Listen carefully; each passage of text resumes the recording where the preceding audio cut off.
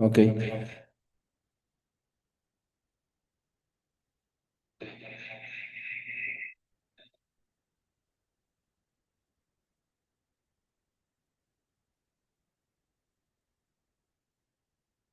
entonces ya me escuchan.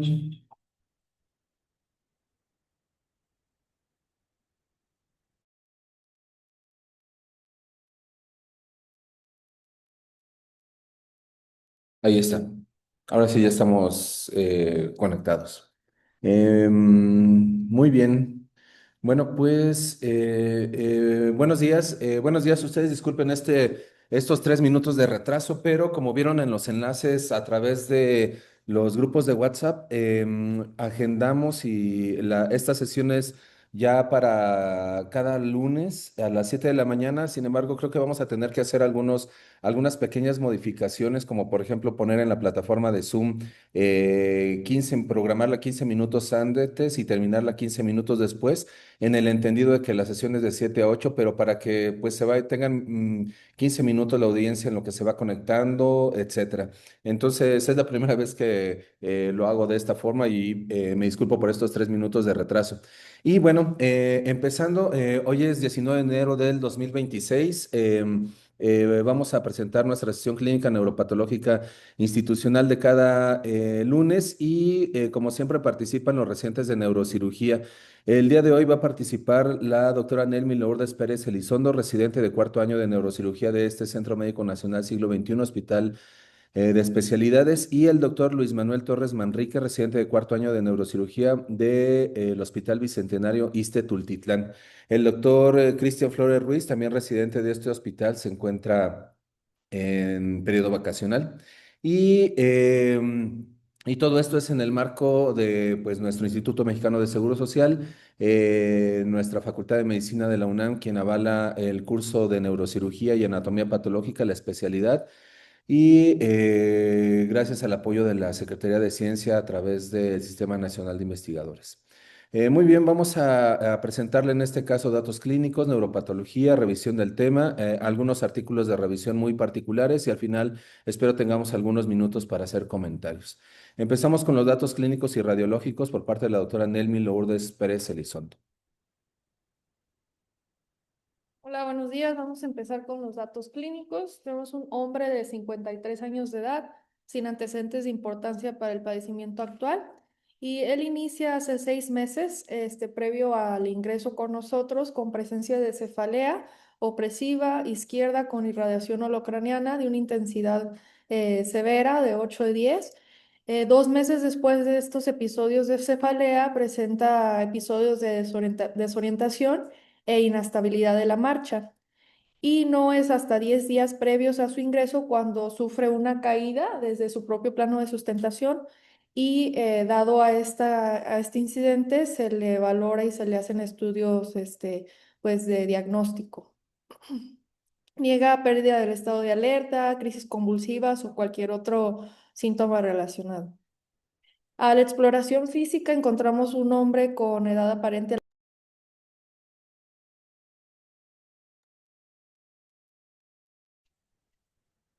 Perdón por la pausa, pero teníamos mala señal, ya cambiamos de red y ya estamos listos. Continuamos. Reiteramos, lo encontramos a la exploración física un poco desorientado, por lo que le damos un grado de 14 puntos, desorientación en tiempo y espacio, y a la exploración neurológica lo encontramos sin anormalidades. Esta es la TAC simple inicial, tenemos un corte axial, en donde pues podemos apreciar un cambio de densidades, así como una lesión en región intraventricular hacia frontal derecho, es el corte coronal. De igual forma vemos estas características de un tanto heterogéneas y regulares y que hasta cierto punto condicionan pues hidrocefalia y edema transependimarios que podemos apreciar tanto en la axial como en la coronal. Hicimos de igual manera una tomografía contrastada en donde vemos la lesión delimitada o con mayor realce o con realce en medio de contraste de características en anillo. Ay, me acuerdo otra vez. Sí.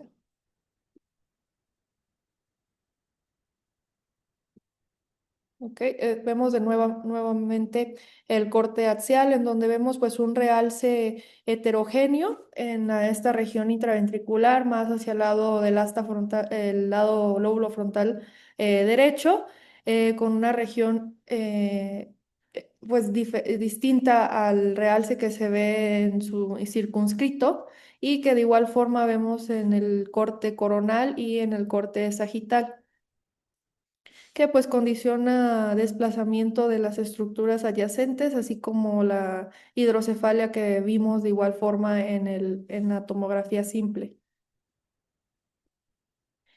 Como conclusión de nuestros compañeros de radiología, ellos determinan una lesión tumoral en asta frontal del ventrículo lateral derecho, que como ya mencionamos, condiciona esta ventriculomegalia con edema vasogénico perilesional, y ellos sugieren que esta lesión pareciera un subependimoma. De igual forma, vemos pues este desplazamiento de línea media que ellos cuantifican en 14,2 milímetros. Aquí tenemos un corte axial de una resonancia magnética simple en T1, en donde de igual forma, ay, una disculpa.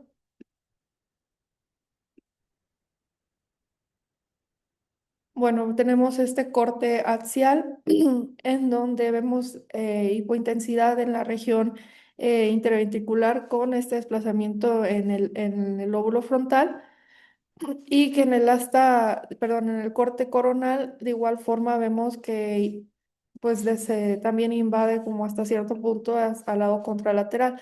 Esto lo vamos a ver un poco mejor en las siguientes secuencias. Aquí tenemos un T2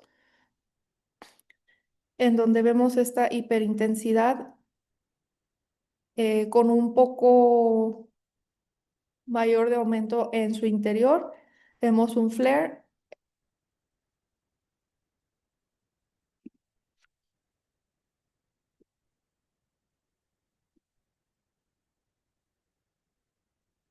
en donde pues vemos este edema pues moderado severo circunscrito a la lesión.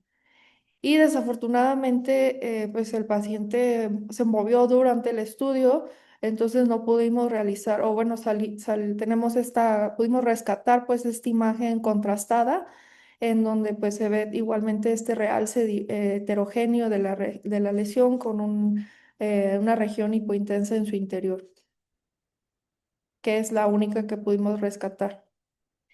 Nuestros compañeros en la resonancia magnética concluyen una lesión intraventricular derecha, sugestiva, pues ellos sugieren de ependimoma y con un desplazamiento de línea media cuantificado en 7 milímetros. Este es el resumen imagenológico.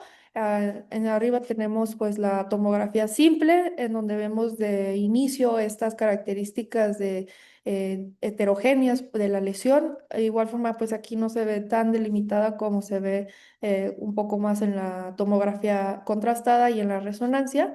En las imágenes inferiores vemos esta pues, lesión irregular, difusa, con esta hipodensidad en su interior y con este realce también de forma pues difusa a circunscrito, ¿no? Y en esta otra secuencia, resumen imagenológico, arriba vemos la T1 simple, la resonancia, y en su inferior las secuencias que pudimos rescatar, en donde se ve de mayor calidad esta lesión en T2 y en FLAIR, que vamos a ver que esto es una característica importante pues de este tipo de tumor. Se le hizo una cirugía, se le hizo una incisión tipo Yasargil modificada derecha, disección miocutánea, una craniotomía terrenal con extensión frontal contralateral y un acceso transcortical, así como resección de la lesión. Y en esa misma cirugía se le colocó una ventriculostomía bajo visión directa de seguridad. En- como hallazgos, nuestros compañeros encontraron una lesión intraxial frontal derecha con extensión e invasión hacia ambos ventrículos laterales. esta misma con una consistencia suave, aspirable, con un color violáceo, altamente vascularizado, y ellos apreciaron infiltración al parénquima adyacente sin un plano adecuado de disección visible. Tenemos esta tomografía postquirúrgica inmediata en la derecha, en donde pues se le ve pues el área de resección, así como la ventriculostomía, pues que se le colocó. Cabe destacar que esta ventriculostomía se le mantuvo cerrada. Sin embargo, a las horas el paciente presentó pues desorientación y disminución de 2 puntos en su escala de Glasgow, por lo que se le repitió una tomografía y se evidenció, como vemos en el lado derecho, hidrocefalia, por lo cual se decidió pues abrir la ventriculostomía que teníamos de seguridad. Cabe destacar que tras una resección de tumores intraventriculares, hasta el 30% de los pacientes presentan, de un 25 a un 30% presentan hidrocefalia, que es la principal complicación, seguido de hemorragia intraventricular. Después de aperturar la ventriculostomía, vimos que no mejoró el paciente, por lo cual se decidió someter al paciente a una derivación ventrículo-peritoneal parietal izquierda del lado contralateral, que es esta imagen que vemos aquí. No.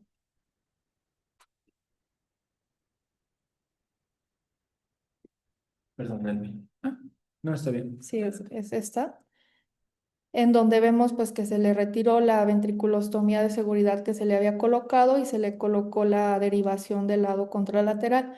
Sin embargo, el paciente a los 2 días persistió con este deterioro y con esta hidrocefalia, y se evidenció que el paciente tenía unos ventrículos septados, y se volvió o se decidió nuevamente colocarle una ventriculostomía del lado contralateral, que es la que vemos en este lado.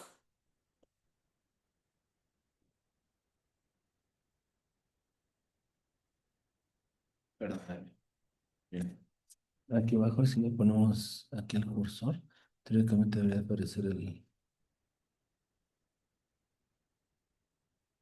Ujú.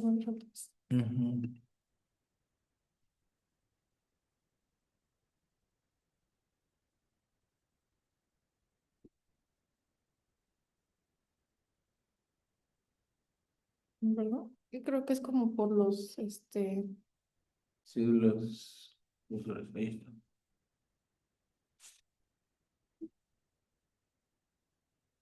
y pues finalmente se logró derivar después de varios cultivos negativos y de no presentar ningún tipo de hemorragia intraventricular. Se optó por realizar una derivación ventrículo-peritoneal bilateral, como vemos en esta última imagen. Y con esa ya pues prácticamente resolvimos esta complicación esperada hasta cierto punto de la hidrocefalia secundaria a la resección. Muchas gracias, Nelmi. Bueno, pues les voy a mostrar las características histopatológicas de la lesión. Lua, ¿me puedes ayudar, por favor? Ujú. Le voy a pedir a la doctora Daniela Lua, residente de primer año de anatomía patológica, que me ayude a revisar estas imágenes y a describirlas. Lua. Pues mira, vimos ya viste el caso. Le hicimos, se hizo estudio transoperatorio y pues nos enviaron lo que ya sabes, un pequeño fragmento que macroscópicamente no nos decía mucho, pero hicimos lo que tradicionalmente realizamos. Aprovechando que están con nosotros alumnos de pregrado, pues bien vale la pena recordarlo, ¿no? Hacemos el extendido y lo teñimos con hematoxilina eosina. Como generalmente lo hacemos en neuro, prácticamente siempre hacemos los diagnósticos transoperatorios mediante esta técnica de citología. Por supuesto que los podemos cortar por congelación, pero la verdad que es la herramienta que nos ayuda mucho para el diagnóstico. Y aquí están los extendidos. Lua, estas fotos panorámicas son para mostrar la manera en que extendió la celularidad. ¿Qué te parece? ¿Qué nos puedes comentar acerca de estas panorámicas? Pues se trata de una lesión que desprendió en colgajos abundante celularidad y también se alcanza a apreciar sí atenuado, pero sí se alcanza a apreciar un fondo fibrilar. Ok, ok. Bueno, ya lo ves con un ojo de R1 experimentada, ¿verdad? Pero sí tienes toda la razón del mundo. Pero mira, chica, aquí están los colgajos que citas y podremos decir que se organizan de dos formas. Estos colgajos que dijiste, que emiten pequeñas proyecciones, y estas zonas que se ven un tanto más laxas, en donde logras percibir esos pequeños filamentos en el fondo, ¿verdad? De acuerdísimo. Lo vamos a acercarnos. Y mira, este es el acercamiento para ver las características celulares. ¿Qué nos puedes decir aquí, Luan? La morfología citológica, bueno, en cuanto a la citología, se ve, a mi parecer, algo monótono. No noto una diferencia en el tamaño de los núcleos. Se ven justo esas proyecciones o esas proyecciones filamentosas que nos confirman de que es una lesión con fondo fibrilar. Ujú. Y pues básicamente.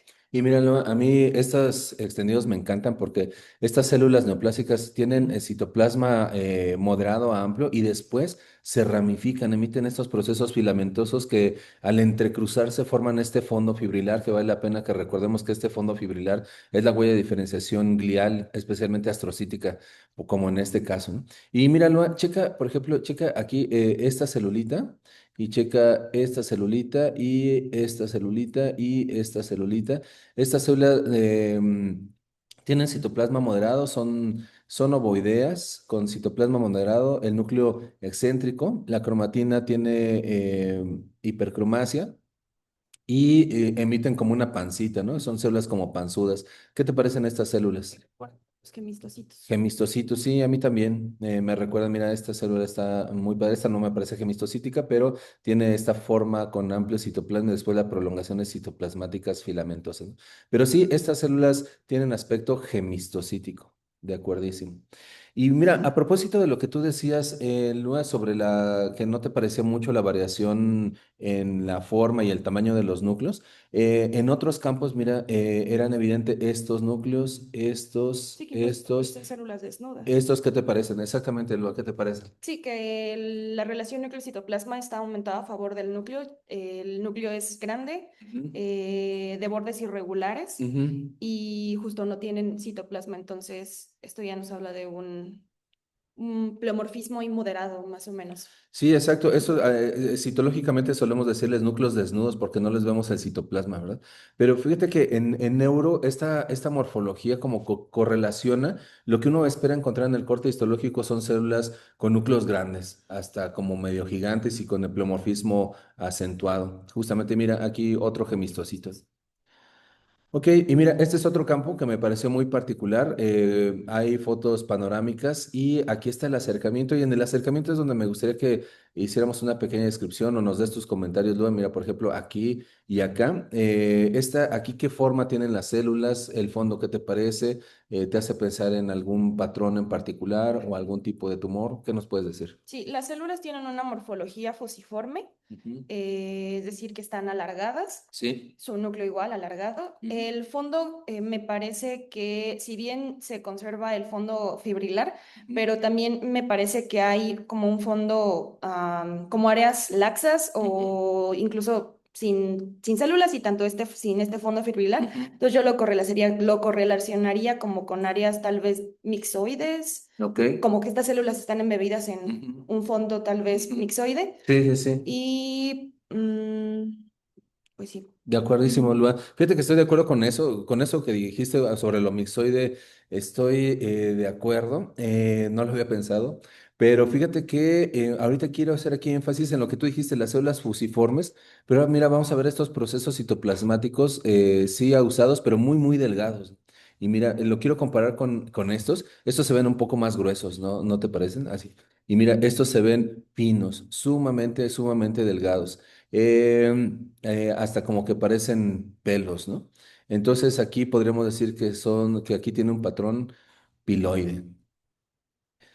Y muy bien, Lua, pues haciendo el ejercicio contigo, ya viste que se trata de una lesión intraventricular, tiene este fondo fibrilar, tiene estos gemistocitos que ya comentamos. ¿Qué diagnóstico propondrías, Lua? Ah, y, no, y las otras células con núcleos desnudos, ¿verdad? ¿Qué propondrías? Un astrocitoma, ¿Ok? grado, digo, no le vimos mitosis en los extendidos Ajá. citológicos, Sí, sí, sí. pero ya por las características yo le daría un grado 2. Grado 2. Ok, ok. Perfecto, perfecto. Pues fíjate, Lua, que yo como lo interpreté y me apoyé también en la captación al gadolínio que tenía la resonancia magnética, como nos mostró la doctora Nelmi. A mí me pareció, al igual que tú, un astrocitoma, pero fíjate que me pareció de alto grado. Y de alto grado lo estoy correlacionando con el reforzamiento, con la captura de gadolinio. En estos astros, la verdad que es difícil porque está intraventricular, ¿verdad? Pero con esta morfología a mí también me recordaba como un astrocitoma difuso. Pero que tuviera esa captación al gadolinio, eso ya no me gustaba, ¿no? Y el único argumento que yo encontré con respecto para elevarlo como de grado, para llamarlo alto grado, fueron esos núcleos desnudos que los hemos visto, esos núcleos desnudos con mayor pleomorfismo lo vemos en glioblastomas, en jantoastrocitomas pleomórficos, en astros de alto grado, etcétera. Entonces, esos fueron mis argumentos, Elua, para hacer este diagnóstico transoperatorio, astrocitoma de alto grado con componente gemistocítico, que son estos, ¿no? Pues, como ves, es un diagnóstico un tanto descriptivo, ¿verdad? Pero bueno, ese fue el diagnóstico, Lua. Vamos a ver lo que recibimos macroscópicamente, Lua. Esto es lo que recibimos. El tejido, como ves, es multifragmentado. ¿Qué características tiene, Lua? Múltiples fragmentos que son de morfología irregular, Ujú. presentan áreas que son café claro, amarillo pálido, café violeta, café oscuro, opacos. Por lo como los veo, algunos me parecen que se ven tanto blandos como algunos componentes friables. Incluso no estoy segura si esto es como, tiene aspecto como mixoide. Sí, sí, sí, exacto. Mm, más o menos como focal. Sí, Así sí, sí, también, sí. más o menos. De acuerdo, de acuerdo. Pues mira, Lua, cuando los tocamos, la consistencia era suave, no eran deleznables, pero era suave, ahulado, levemente ahulado. Ok. Esa era la consistencia. Y aquí tiene estas zonas hemorrágicas. Bueno, Lua, vamos a ver los cortes histológicos. ¿Qué nos puedes decir aquí? Confirma que es una neoplasia de origen glial, el fondo microquístico fibrilar. Ujú. La celularidad, pues igual me hace un poco de discrepancia con respecto a los extendidos citológicos. Aquí sí se ve obviamente una neoplasia celular, hipercelular, pero esperaba verla más por Ujú. los extendidos citológicos. Ujú.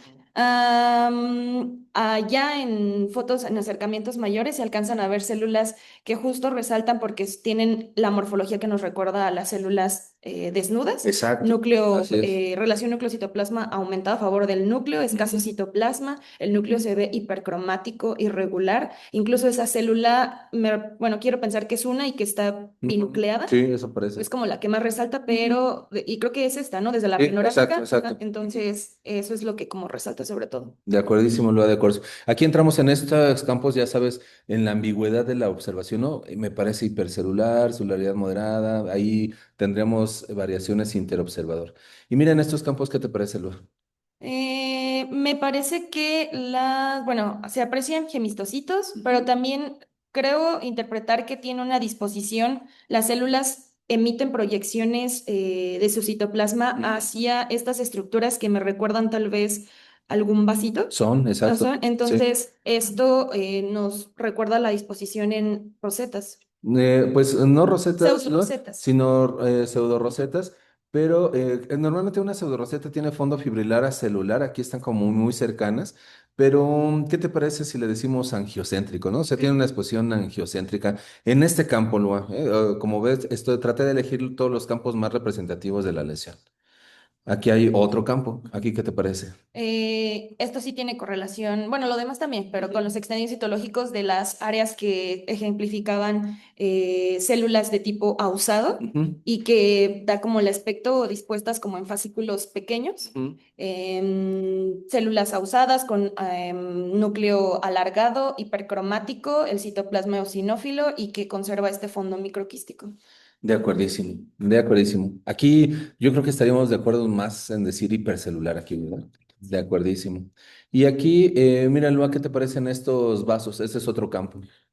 Pues son vasitos pequeños que tienen trombosis pequeña, pero lo presentan. No, mira, más bien el grosor de la pared, mira, aquí está el aumento, ¿no? Mira, Ujú. aquí hay eritrocitos en el interior, aquí no hay fibrina, no hay oclusión, sino más bien esto está Ok. engrosado, y esto está engrosado y esto corresponde a colágena. Hialinización. Exactamente, así es, ese es el punto, esto es hialinización, con el fondo microquístico que habíamos comentado, exactamente, hialinización de los vasos. Y fíjate que esta hialinización, en las áreas piloides, pues uno empieza a pensar en posibilidades, ¿no, Lua? Y mira, este es otro campo para mostrar la forma y el patrón. ¿Aquí qué te parece? Mm, ¿Algo Pues agregado que quieras complementar? ah, tal vez aquí las células las veo un poco más poligonales, no las veo tan ausadas. Ujú. El fondo microquístico resalta bastante. Ándale, exacto. Me recuerda a las áreas que estaban un poco más laxas, o sea, no Ujú. tan compactas, no tan Sí, celulares. sí, sí, sí. Ah, bueno, y ahorita que dices eso del Laxolua, fíjate que aquí la foto no le hace mucha justicia a este aspecto, pero mira, aquí espero puedes percibir cómo entre estos espacios hay cierta anfofilia, que se correlaciona muy bien con lo que tú percibiste desde la citología, lo de ese como áreas mixoides, sí lo tenía, insisto, que en este campo pues es lo más cercano a eso. Ahorita lo estoy recordando, ahorita que lo estás comentando, pero tienes toda la razón, había áreas con matriz un tanto mixoide. Y mira, Lua, ¿qué te parece aquí? Es hiperplasia endotelial. Me parece que están un poco Ah, engrosadas. no, Lua, mira, checa aquí. Aquí es muy importante que correlaciones la localización del tumor. ¿Te acuerdas dónde estaba localizado? En el espacio ventricular. Intraventricular, Intraventricular. exactamente. Entonces, si estamos dentro de los ventrículos, estas estructuras con aspecto papilar que tienen tallo Sí, plexos fibrovascular, coroides. exactamente, así es plexo coroideo. Pero ciertamente cuando vemos hiperplasia, la hiperplasia parece epitelioide, ¿verdad? Ese epitelioide. Entonces, sí, ahí están plexos coroideos, ya los identificaste. Ahora, ¿qué te parece? ¿Qué te puede decir? ¿Qué puedes decir sobre estas fotos? Pues, Mira, esto es para que te ubiques que son plexos coroideos, ya nos ubicamos, mira, aquí están, pero mira, ¿esto qué es? es la Es neoplasia. la neoplasia, exactamente, así es. Esta es la neoplasia. Y mira, aquí está un remanente del plexo coroideo y las células neoplásicas. Con la resonancia magnética es súper claro que es intraventricular. Sin embargo, este corte histológico podremos decir que histológicamente demostramos que Ujú. es intraventricular. Y el otro pequeño detalle, ¿te acuerdas que la doctora Nelmi nos dijo que encontraban crecimiento difuso hacia las paredes? Bueno, pues aquí vemos que la neoplasia también tiene crecimiento difuso hacia los plexos coroideos. Entonces hay infiltración, invasión a los plexos coroideos. De acuerdísimo. Y aquí en este campo LUA nuevamente es para resaltar este patrón microquístico. Y cierto Perdón, perdón, pleomorfismo. perdón. Y Cierto cierto pleomorfismo. pleomorfismo, exacto. Y acá, Lua, ¿qué te parece esto? Compara esta región con esta región. Ajá, esta zona me parece más densa y está laxa. Ok, ¿y qué predomina ahí en esa zona densa que dices? ¿De qué predomina la El eosinofilia? fondo fibrilar me parece que, o sea, sí hay células, pero no lo veo tan acentuado como en otros cortes histológicos. Ujú, exacto, pero fíjate que el fondo está como deshilachado, ¿verdad? Entonces, ¿qué te parece aquí? Hay núcleos que están remanentes, o sea, hay remanentes, hay detritus celulares, pero mira, este vaso también como que pierde la afinidad tintorial y como que predomina la eosinofilia en Sí, general. entonces son áreas como focales de necrosis. Exactamente, hay necrosis, exactamente. Aquí en estos campos, ¿qué te parecen? Aquí apareció, si no me equivoco, esto es una mitosis. No estoy Yo segura. tampoco estoy muy seguro, pero en cuanto a la forma. Vemos las células ausadas, Ausadas, exactamente, así es. vesículos cortos, Así es, así es. microquístico. Aquí justamente hasta me recuerda no tan franco, pero a un patrón hasta estoriforme, más o Ujú. menos. Como que organizan, Franco. son células ausadas, se organizan en fascículos Sí. y a mí me recuerdan piloides con el campo que vimos en la citología. Y bueno, este es un collage como para ver todo este resumen y vamos a ver la inmunohistoquímica, Lua. Le hicimos proteína ácida glial fibrilar, ¿qué te parece? Es francamente positivo, difuso 3 de 3. Positivo, perfecto. Positivo, positivísimo, ¿verdad? Súper, muy bien. Entonces, ¿y el OLIC 2 qué te parece? Positivo, yo diría 2 cruces de 3. Ok, Ujú. muy bien. Positivo en términos generales. El ATRX, ¿qué te parece? Hay pérdida de la retención. De acuerdísimo, Lua. ¿Y qué te sirve como control interno? Los capilares. Los capilares, particularmente los núcleos de las células endoteliales, se retiene aquí la expresión del ATRX y vemos ahora la pérdida de la retención en las células neoplásicas. Y ya sabes, la pareja, ¿no? Estos son por parejas, entonces si vemos la pérdida de retención del ATRX, ¿qué laminilla quieres ver? P16. P53, 53. aquí está, P53. ¿Y el P53, qué te Está parece? intensamente positivo. Intensamente positivo, que lo calculamos 20% por lo menos, o sea, positivo, positivo. Perfecto, Lua. Y pues con esta pérdida de la retención del ATRX y el P53, ya irás pensando a lo mejor en alguna probabilidad. El H3K27 trimetilado, puesto que estaba en la línea media, fue por eso que exploramos la trimetilación de la histona 3. ¿Qué te parece aquí, Lua?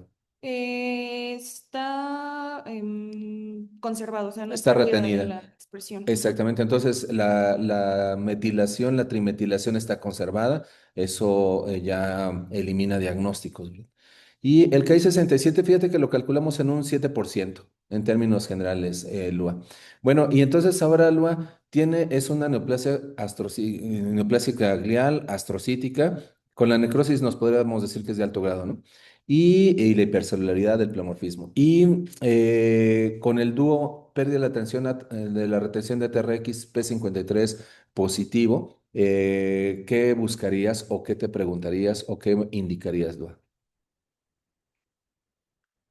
Sí, ¿Qué neoplasia tiene astrocítica difusa? Tiene pérdida de la retención de la TRX y P53 positivo. un, sí es un astrocito, En adulto, por supuesto, sí. Ujú. pues un glioblastoma. Glioblastoma podría ser una opción. Sin embargo, sí, no, el perfil es, por ejemplo, que sea, te voy a hacer la pregunta de otra forma. ¿Qué gen, qué mutación buscarías y en qué gen ante la pérdida de retención del ATRX y el P53 positivo? Está difícil porque es un adulto, ya viste, en la sexta década de la vida, ¿no? Y como ves, está debutando con características grado 4. Pues mira, lo que nos interrogamos, Lua, fue el IDH.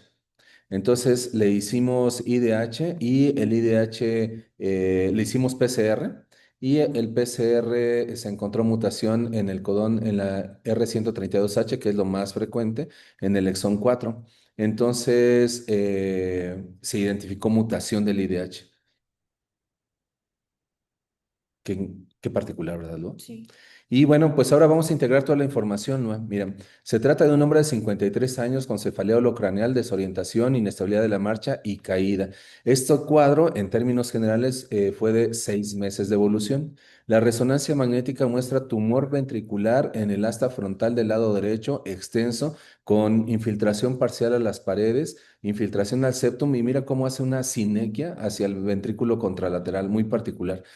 Esta neoplasia capta al gadolinio, eso en una neoplasia difusa, eso no es una buena noticia. En la citología vimos fondo fibrilar, gemistocitos, áreas piloides y estas células desnudas. Estas células desnudas, Dua, siempre es como una alerta. El tejido fue multifragmentado con las características que ya he comentado. Histológicamente vimos los cambios anaplásicos, fondo fibrilar, la infiltración a los plexos coroideos, áreas piloides y necrosis, que eso forma parte de los criterios de la OMS actuales. Le hicimos la inmunohistoquímica que ya comentamos, pero enfatizándolo, es una neoplasia con diferenciación glial, a decir de la positividad para OLIC2 y proteína ácida glial fibrilar.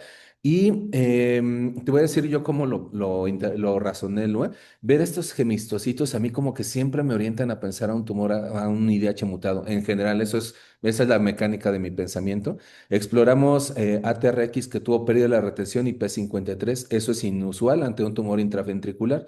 Entonces, con este perfil, algo que queremos compartir es que el ATRX perdido y el P53 positivo sugiere mucho la mutación del IDH.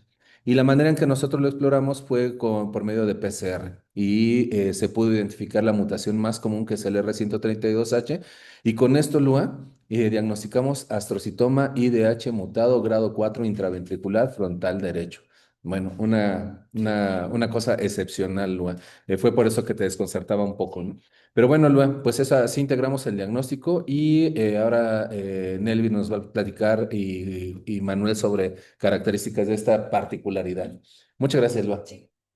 La doctora Nelvi nos va a platicar, nos va a hacer comentarios generales sobre esta neoplasia y el doctor Víctor Rojas nos hace una pregunta. Ahorita le contestamos al doctor Víctor y Nelmi, por favor, adelante. Vamos a continuar con una revisión general del astrocitoma IDH mutado. La definición tenemos que es un glioma característico con una mutación ya sea del gen IDH1 o IDH2 que va a infiltrar de forma difusa y además va a presentar mutaciones frecuentes relacionadas a la pérdida del ATRX y o al TP53 y ausencia de codeleción 1P19Q. Dentro de la OMS lo caracteriza ya sea grado 2, 3 o 4, acorde a las características histológicas y moleculares que se encuentren. La localización más frecuente es supratentorial y la mayoría de los tumores se encuentran dentro de los lóbulos frontales. O la edad media de diagnóstico para los tumores de, pues, podríamos decir, bajo grado, grado 2 o 3, es de 38 años y ya el grado 4 habitualmente se diagnostica en pacientes que son mayores de esta edad.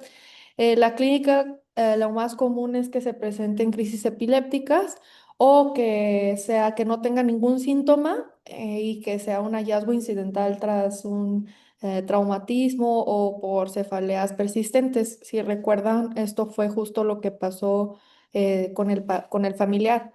Si bien ya había tenido una evolución de 5 meses, 6 meses, no fue hasta que tuvo ese trauma que se le realizó algún estudio de imagen.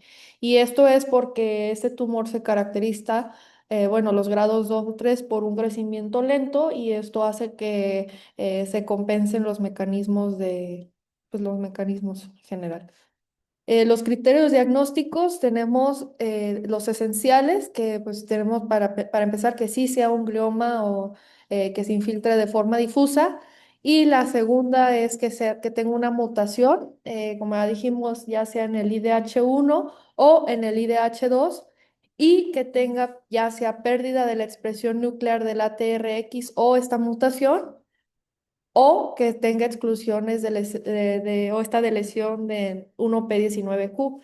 Esto es, o sea, son tres. Tiene que ser gloma difuso, tiene que tener la mutación IDH mutada y puede tener ya sea la pérdida del ATRX o la de lesión del 1P19Q, no necesariamente estas dos, ¿ok?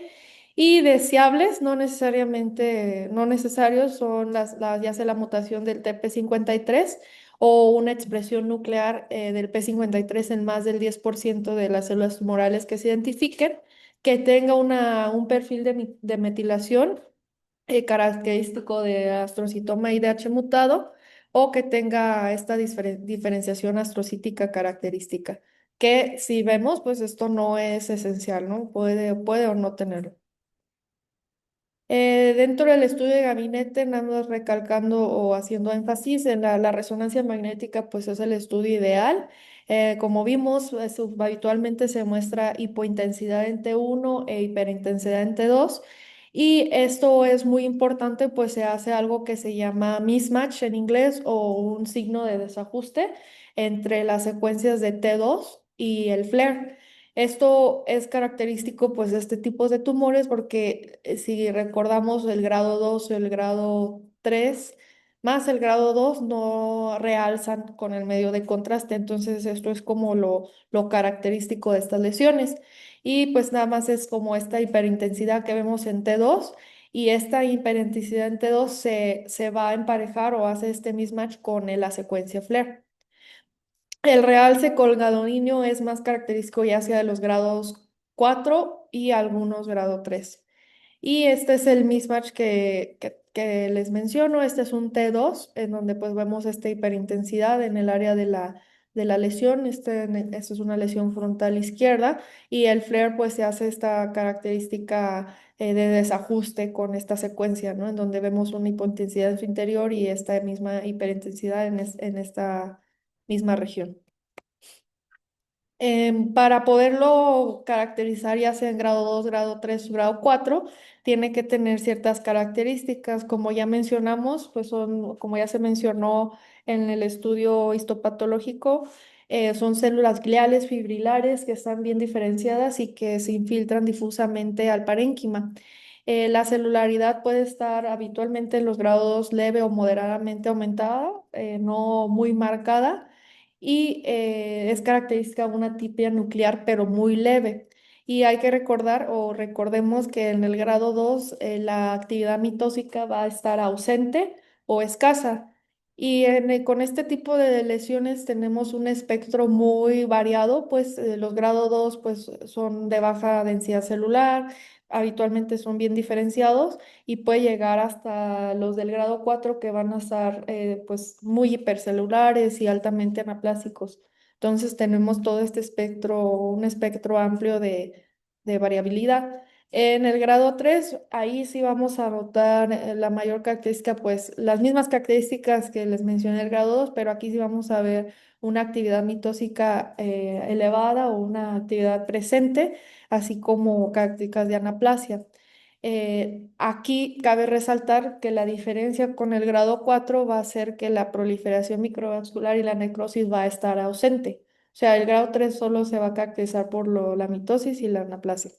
Y aquí vemos unas características, las características pues, principales de este tumor, en donde vemos el IDH1 mutado, la pérdida de la TRX que ya lo mencionamos, y el P53 presente. Y por último, el grado 4, como ya mencioné, se va a caracterizar por presencia de necrosis y proliferación microvascular, además de las características del grado 3. Una cosa a resaltar con los grado 4 es que si el paciente presenta la lesión o si se identifica la lesión homocigótica de CDKN2A o CDKN2B, automáticamente pasa a ser a grado 4 aunque no se presente necrosis o o proliferación microvascular. Entonces, esto es algo como muy característico sí, pues de esta lesión, ¿no? Del grado 4. Hay un subtipo que es el subtipo de gemistocítico y pues como mencionaba la bibliografía que habitualmente pues estos astrocitomas suelen presentar pues diferenciación gemistocítica de manera ya sea focal o regional, pero no necesariamente se caracteriza como este subtipo, a menos que se presente en más del 20% de todas las células tumorales. Y se mencionaba que habitualmente este patrón se asocia a la ganancia del cromosoma 12. Y como mencionamos, pues inmunohistoquímicamente va a expresar la proteína ácida G fibrilar, así como el OLIG2 y también la bimentina positiva, el OLIG2 nuclear. El pronóstico se asocia habitualmente a que si es una edad más joven y usualmente está asociado a mayor sobrevida y también se ha demostrado que la resección o la extensión de la resección total está relacionada con una supervivencia global mayor a una subtotal. Muchas gracias, Nelmi. Bueno, con esta información que la doctora Nelmi nos acaba de compartir, ahora el doctor Torres Manríquez Luis Manuel nos va a presentar una revisión de casos inusuales en el contexto de astros IDH mutados. Por favor. Gracias. Buenos días. Hoy voy a presentar un resumen enfocado en astrocitomas IDH mutantes y sobre todo en presentaciones inusuales de los mismos, donde la imagen y la histología pueden llegar a confundir. Bueno, arranco con esta cohorte grande porque define el marco actual. Lo que antes se etiquetaba como un glioblastoma IDH mutante, hoy se entiende mejor como un astrocitoma IDH mutante grado 4 con una biología propia. Bueno, el C-Impact Now propuso sustituir el término por astrocitoma IDH mutado grado 4, con énfasis en la de lesión homocigota CDKN2A2B. Se reclutó una cohorte de 67 glioblastomas o astrocitomas grado 4 mutados, llamándole así por la nomenclatura anterior, y pues esto para una caracterización integral. Como metodología se realizó a través de perfil de metilación, de la secuencia dirigida, de la secuenciación del RNA y de la secuenciación del promotor del TER, así como también algunas otras pruebas. Eh, Asimismo, bueno, hay que tener en cuenta que este tipo de lesiones van a tener en la imagen un realce a nivel del T2, y necrosis pues, en los cortes, excepto en los grado 3. Aquí, pues, no entra dentro de nuestro objetivo. El tratamiento, pues, fue la resección total que se logró en 56 de los 67 casos con quimioterapia y radioterapia. Y estos, pues, demostraron tener una supervivencia de 39,4 meses, siendo esta mayor a la de los glioblastomas en general. Bueno, tenemos que en este tipo de estudio, pues no tuvimos como tal la presentación en la mayor parte de las alteraciones típicas del glioblastoma clásico. Solamente el 11,3% presentaron amplificación del EGFR y la pérdida del 7 y ganancia del 10, solamente en 7,5% de los casos se presentó. Y pues el punto es ese, de que el patrón molecular del glioblastoma se presentó, básicamente no se presentó en estos casos. Entonces, pues hay que tener en cuenta también que las fusiones génicas son muy raras, presentadas únicamente en 2 de los 41 casos analizados. Y bueno, vamos a tener que las islas de hipermetilación CPG, bueno, esto le confiere un pronóstico diferente de acuerdo a si se presentan o no. En el caso de que estos sean altos, les confiere un pronóstico mejor que si es bajo. Y asimismo, pues, esta amplificación de estas islas, pues bajas se asociaron a una amplificación del receptor del factor de crecimiento derivado de plaquetas.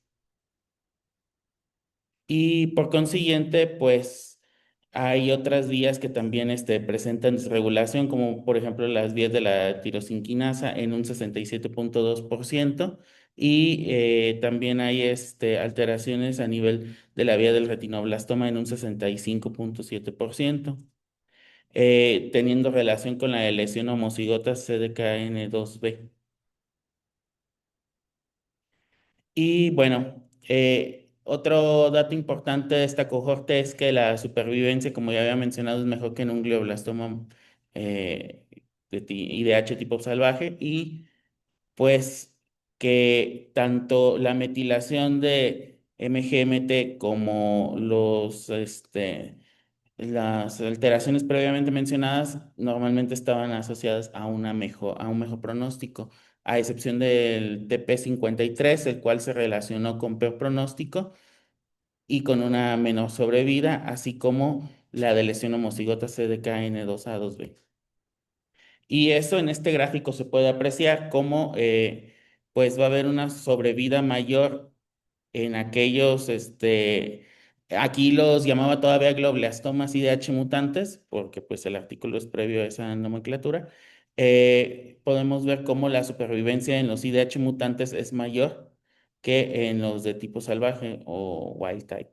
Y lo mismo con el periodo libre de enfermedad, periodo libre de progresión de la enfermedad, perdón. Y lo mismo en aquellos tumores que no debutaron como grado 4, podemos ver que la sobrevida es ay, no veo ok. Podemos ver que la sobrevida es menor en aquellos que fueron incrementando de grado a aquellos que debutaron de grado 4. Bueno, aquí tenemos un estudio de la India en el cual tenemos una serie de múltiples casos de tumores, en este caso 40, en el cual podemos ver que solamente uno de estos tumores intraventriculares es un astrocitoma IDH1 mutante. Y bueno, también tenemos otro caso de gliosarcoma intraventricular reportado en Brasil, en el cual tenemos 11 casos reportados y solamente uno de ellos fue IDH mutado. Acá tenemos otro caso en el cual tenemos la aparición de un glioma a nivel del tronco encefálico. Posterior a la realización de las pruebas moleculares, se determinó que era positivo para IDH mutado y negativo para mutación en la histona 3. Y progresó a glioma grado 4, 56 meses después tras el tratamiento con radioterapia y temozolomida.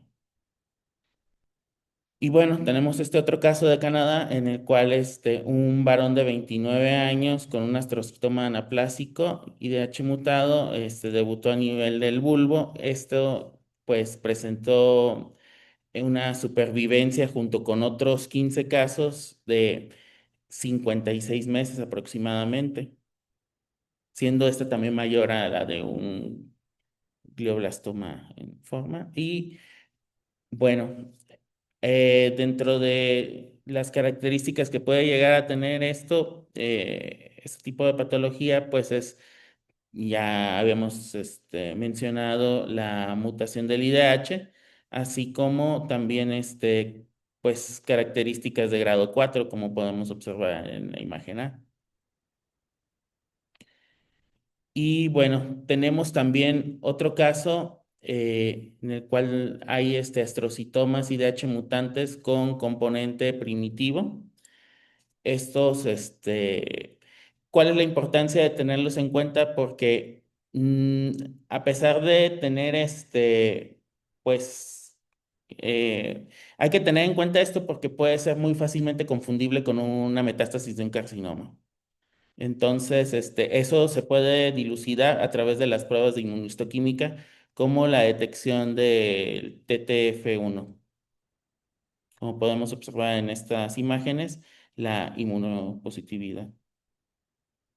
Y bueno, este es un resumen de las características presentadas en estos tumores.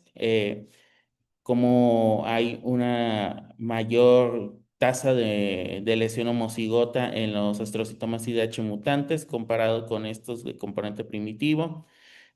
Asimismo, eh, cómo va a estar expresada esta proteína TTF1. Los astrocitomas con componente primitivo va a ser muy frecuente, mientras que en los IDH mutados va a ser muy raro. Y bueno, este caso pues realmente destaca más que nada por su novedad y también por la presentación tan extraña de estos astrocitomas IDH mutados. Aquí lo que menciona es que esta sustancia puede ser detectada en el líquido cefalorraquídeo, reflejando la carga tumoral, y esta va a tener relación a la situación anatómica del astrocitoma. Entre más cercano esté pues a la región intraventricular, más sensible va a ser. Asimismo, también si el tumor se encuentra en esta localización, la medición más fiable va a ser a nivel intraventricular que a nivel de punción lumbar. Y también hay que tener en cuenta pues que por sí mismo la presentación ya es llamativa. Y este artículo tiene como finalidad recordarnos que en los astrocitomas grado 4 se puede presentar las alteraciones de mutación del IDH1 y 2 concurrentemente, es decir, pues no hay que descartar el hecho de que por tener una no pueda tener la otra. Y esto pues tiene ciertas implicaciones a nivel de pronóstico y puede llegar a tener implicaciones a nivel de terapéutica. Muchas gracias, Manuel. Muchas gracias, Manuel. Y bueno, ya entrando en la recta final y complementando estas presentaciones inusuales que el doctor Manuel nos acaba de compartir, les comparto otro caso también con presentación inusual en un hombre de 57 años que sus manifestaciones clínicas fueron con disminución de la fuerza en miembro pélvico derecho que posteriormente se fueron agravando, se fueron acentuando al paso de un año. Y en la resonancia magnética se identificaron lesiones en la sustancia blanca y particularmente en la sustancia blanca periventricular y se sospechó como una enfermedad desmielinizante. Histológicamente se documentó un astrocitoma con componente gemistocítico en etapas iniciales y posteriormente la neoplasia se transformó a un componente sarcomatoso y con afección de más de tres lóbulos y es por eso que se asignó el término de gliomatosis cerebri, que dicho sea de paso, es un término que ya no lo utiliza la OMS, pero es un término histórico. Em, para terminar, les presentamos una presentación sumamente inusual de un astrocitoma IDH mutado grado 4 con presentación intraventricular del lado derecho. Quisimos, a través de la doctora Nelmi, primero presentarles las características usuales de un astrocitoma difuso IDH mutado, como digamos que como usualmente se presentan. Habrán notado que la doctora Lua, que dicho sea de paso es una residente sobresaliente, pues le costó por un momento trabajo entender e integrar la información y muy probablemente fue por esta presentación inusual. O sea, si vemos un tumor intraventricular, difícilmente pensamos como primera posibilidad un astrocitoma IDH mutado. Y lo que nos presentó el doctor Manuel fueron las presentaciones inusuales de astrocitomas IDH mutados, inclusive características moleculares inusuales como la concurrencia de la mutación del IDH1 con el IDH2, cuando en la literatura se ha descrito que son mutuamente excluyentes. Entonces, ¿qué nos enseña? Que estamos en realidad en una etapa muy inicial de aprendizaje de estos tumores o del comportamiento que tienen estos tumores en función de esa mutación. Veremos en 10 años, 15 años, 20 años cuál será la traducción clínica y terapéutica. Em, el doctor Víctor Rojas, anatomopatólogo de la ciudad de Chihuahua, preguntaba por qué le hicimos PCR y no inmunohistoquímica. Le platicaba en el chat que decidimos hacer PCR ante esta presentación inusual, decidimos ir directamente al PCR. ¿Y por qué? Porque la mutación IDH1R132H es la más frecuente en un 90% aproximadamente, de acuerdo a los artículos publicados, y hay un 10% aproximadamente que se presentan mutaciones inusuales que las llaman mutaciones no canónicas. Entonces, por esa razón decidimos ir directamente al PCR por si se trataba de una mutación inusual. Finalmente se documentó la mutación más frecuente, IDH1R132H. Sin embargo, la inmunohistoquímica, por supuesto que es poderosa, por supuesto que es diagnóstica, pero recordemos solamente para esa mutación. De tal forma que si vemos, cerrando, si vemos una mutación, vemos inmunohistoquímica positivo para la mutación IDH1R132H, es positivo y se diagnostica. Pero si es negativo, no excluye mutación, porque hay un 10% de mutaciones inusuales. Muchas gracias por haberse conectado. Compañeros de pregrado, los que están aquí presentes, muchas gracias por hacer el esfuerzo de llegar temprano y venir. Muchas gracias. Y nos conectamos el siguiente lunes con otro caso. Que tengan, perdón, aquí hay otros comentarios.